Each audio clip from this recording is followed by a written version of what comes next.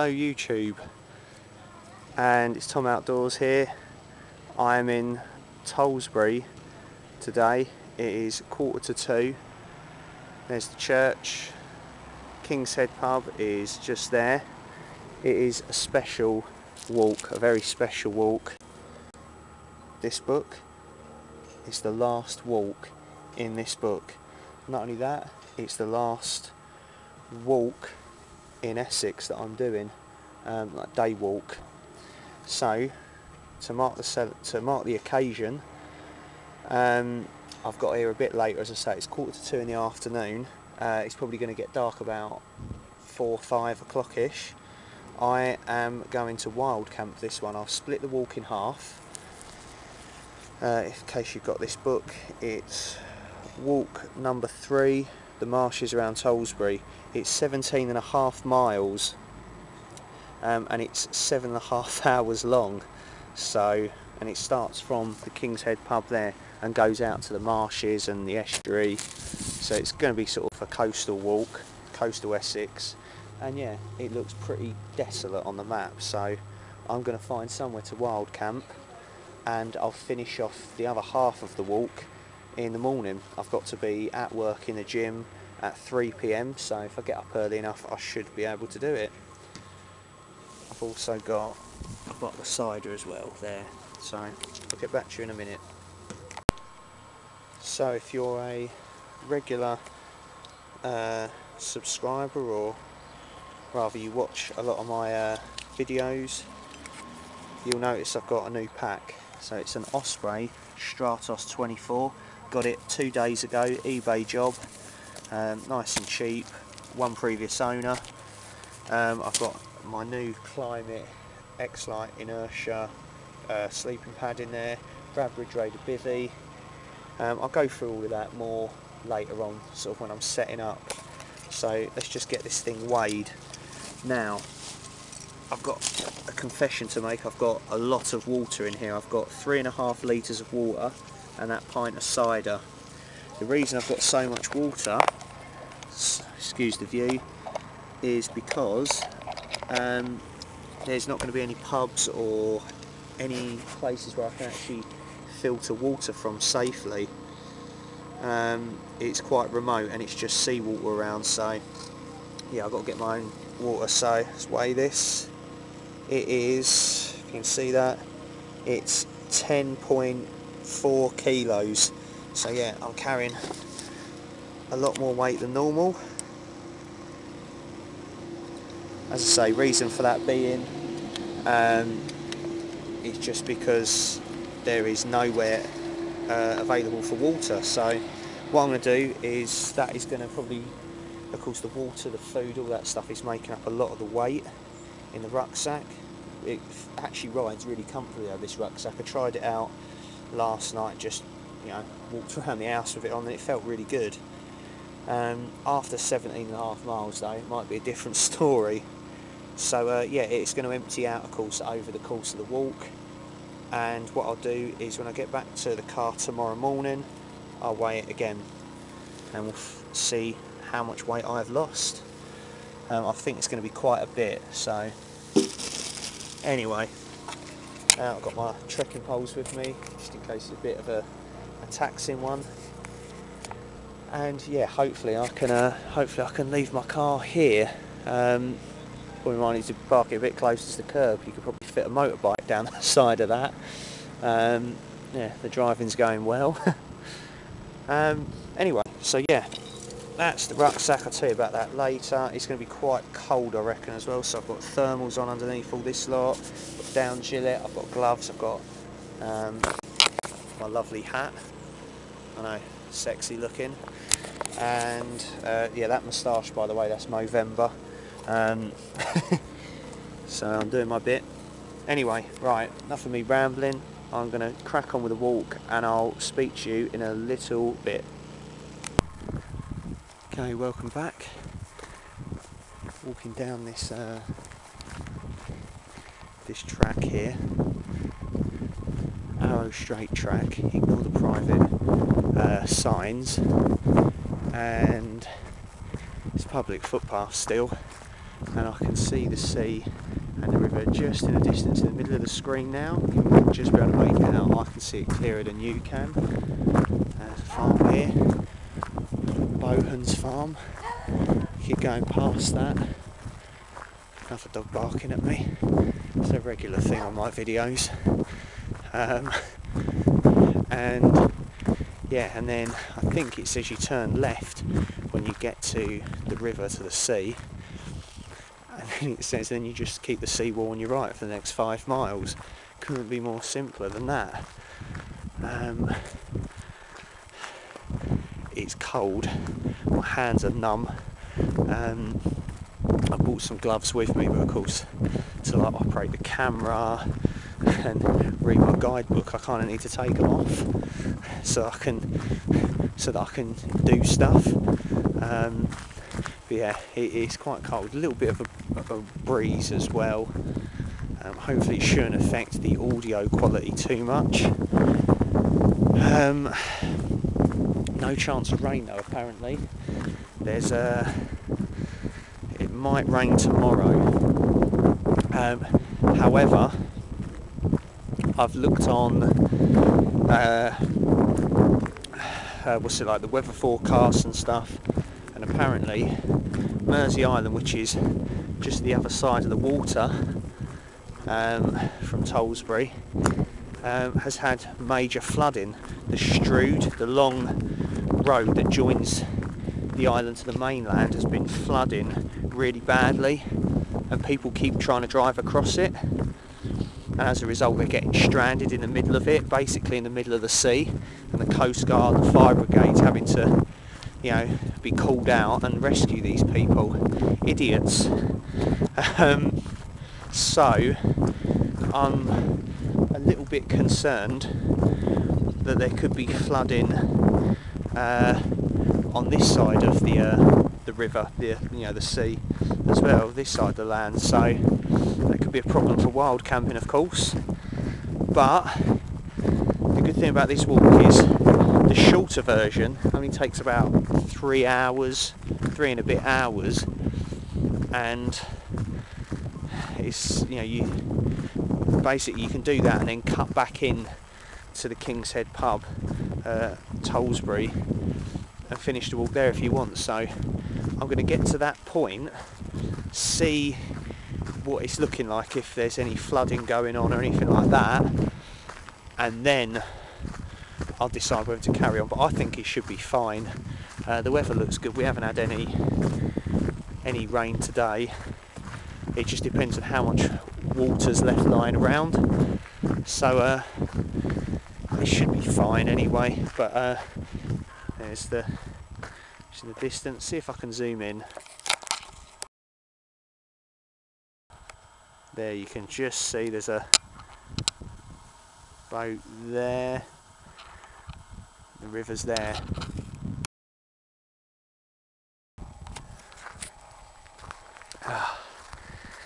Anyway, I'm going to put the camera away and get my gloves on. My hands are numb. They're so numb. Anyway, I'll get back to you in a bit.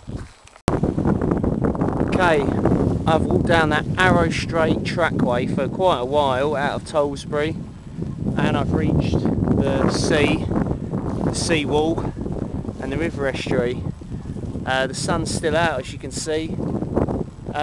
It doesn't feel too windy here, but if the wind is interfering with the audio, I apologise once again.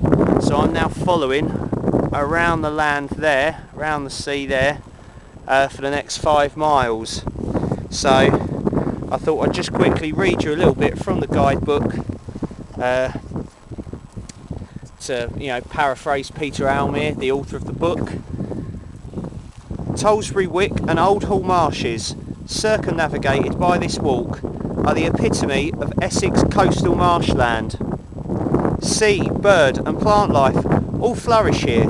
As the day rolls on, the long level seascapes constantly vary, both from direction as the walk winds around little inlets and from water coverage as tides come and go, and with almost no left turn at the stile navigation to worry about, your whole attention can be devoted to the air, the salt, the season and the senses. Okay, so that was just like the blurb of the walk as it was.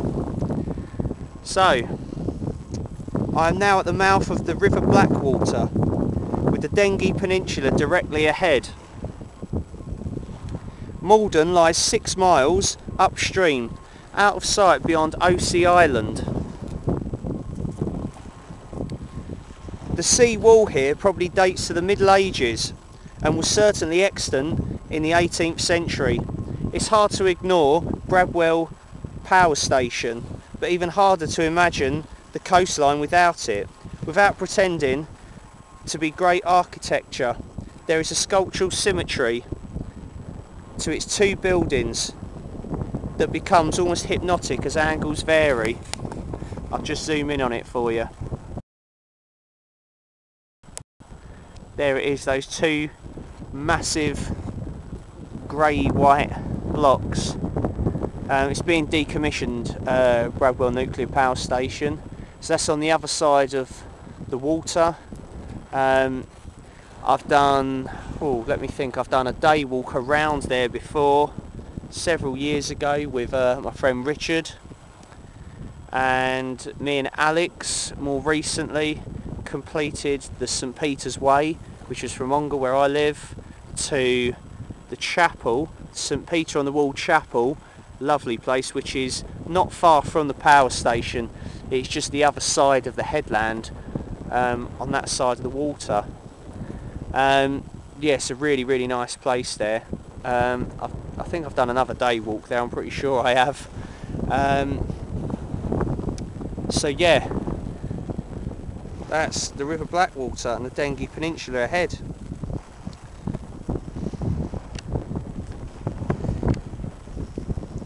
So apart from the power station, there is so much more to concentrate on. Changing light, little patches of cocklebank, the cries of duck and gull, and the natural world soon takes over. I'll be entering the nature reserve of Tollesbury Marshes very soon. So I'm going to crack on now and enjoy this lovely scenery. As the sun's sort of starting to go down, it's slowly getting darker. So anyways, I'll get back to you in a bit. So I've been walking for a little bit now. I'm about to enter Tollesbury Wick Nature Reserve, and just sort of headed inland a bit from Mill Creek, still on the coast though, and I come to this lovely bench called Curly's Perch, and how nice is this? In loving memory of Colin Elwright, 1958 to 2013. Must have been a favourite spot of his. And who can blame him? It's lovely here. Apologies if the wind is a little bit interfering again. It's been a really nice walk so far. I've warmed up a little bit as of course, you know, I've been walking and stuff, but I'm going to probably sit down for a little bit, have a 5-minute break, and then I'm going to continue on. There's an interesting bit of history coming up. I can't quite see it at the moment, but I was just reading the guidebook, so once I get into the nature reserve there, I'll tell you all about it in a little bit, but it caught my eye. If it's got history, it catches my eye, to be honest. Anyway, I'll speak to you in a bit. Okay, once again, apologies if the wind is a bit bad. There's Bradwell Power Station just there. That over there, I'll zoom in. Just about make it out. That's Bradwell Waterside. Closer look at the power station. Okay, that bit of history I was mentioning about, I've just come to this sign here, the Wick. It's about Tollesbury Pier. I'll just read it to you. The pier opened in May 1907, stretched nearly 600 yards, 550 metres out into the River Blackwater, and was popular with many taking their constitutional walk on Sunday afternoons. First steamer sailings to Clacton from the end began in September of that year. This is the interesting bit. Part of the pier was blown up in 1940 as an anti-invasion precaution in the early part of World War II, and mobile anti-aircraft guns positioned on the sections that remained. So there's Tollesbury Pier Station. The light railway reached the pier by skirting the north and east of the village. The extension to Tollesbury Pier was completed and the station opened on the 15th of January 1907. There was no permanent employee here. Jack Gallant, the station master at Tollesbury, rode down on the train to carry out the necessary duties. Hopes were that it would become a continental packet station and a weekend yachting resort, but 14 years later the station and the extension had closed. It's quite a lot to read here. I'll just read the historical parts. Black and white photograph here. World War II coastal defences, a searchlight on the Marshes, radar and a machine gun emplacement all complemented the watchtower set beside the railway line. This 1940s brick tower was used by the Navy as a control centre for the mines in the River Blackwater and its environs. Other defences consist of squat hexagonal pillboxes, 3 of which survive locally today. They were once manned with light machine guns ready for immediate use if necessary. So whereabouts is that? 10. So that's inland a little bit, so I'm just going to pan around. Aha! I can see it. I'm just going to zoom in for you. Difficult to make out, but there's a faint brown square in the distance. That is that's the tower they were talking about. I'll see if I can get a photo. So this is that pillbox from World War II, and that's all that remains apparently of the pier that they blew up in 1940 as a precaution to the German invasion. I'll just read what the guidebook has to say about it. 500 metres. Pillbox at the remains of Tollesbury Pier. So that's sort of around us. Tollesbury Pier, which once stretched 600 metres beyond the mudflats until it was blown up as a counter-invasion measure in 1940. The light railway from Kelvedon arrived at the pier in 1907, hoping to attract pleasure steamers and packet boats, but trade never flourished.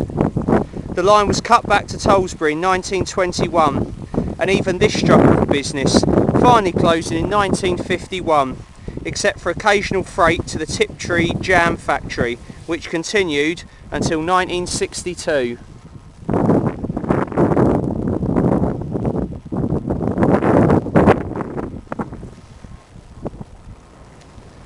Okay, it's a nice bit of history there. As you can see, it's getting quite dark. The clouds, I don't know about them really, they're sort of a bit foreboding. I'm really tempted to just stop and camp there, set the bivvy up there. There's some cows grazing over there, but I'm separated by this irrigation channel and of course the sea, so I'm sort of hemmed in, which is nice. Could be I might have a bit of a natural windbreak down, below the sea wall as well, so I don't know. I should probably carry on going though, because I've still got a lot of ground to cover. So yeah, I'll probably press on, and hopefully I'll probably find something similar to this anyway along the route. But I want to stop before it gets too dark so I can still film a little bit and sort of see what I'm doing. I've got plenty of torches and that massive bright light that I had on the Halloween wild camp, but it's always nice to sort of set up before it gets too dark and get yourself some food on and well, if you can see the sun, watch the sun go down. So yeah, we'll see anyway. So I'm going to press on that way. I'll speak to you in a bit. Okay, it may only be 4:30, but you can see it's starting to get quite dark already, and I can't really see finding a better spot in the dark. I think there in the distance there is so I've nearly finished the shorter route. I should have got out earlier today, it's my fault again. The lights in the distance just there, that's Bradwell Power Station, and I think these lights here are Mersey Island, so I'm going to be walking that way tomorrow, the other side of it. So it's out in the middle of the sort of the river estuary and the sea, as it were. So yeah, so I found like literally right on the path here, this sort of a flattish bit ground here, probably big enough to put the bivvy in, and I've even got this nice bench as well. So I'm thinking I could set the bivvy up here, and then I've got a nice view as well. I've got plenty of warm clothes to keep me warm. So yeah, I think this is as good a spot as any really to stop for the night.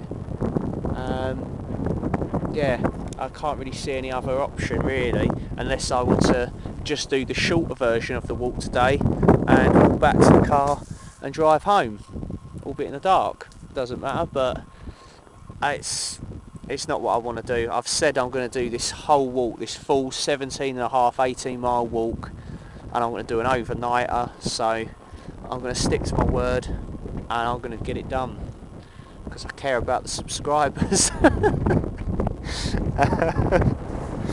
No, and plus I want to make it a proper adventure as well, so I'm going to get that lot set up. I've got, as I say, it's big Osprey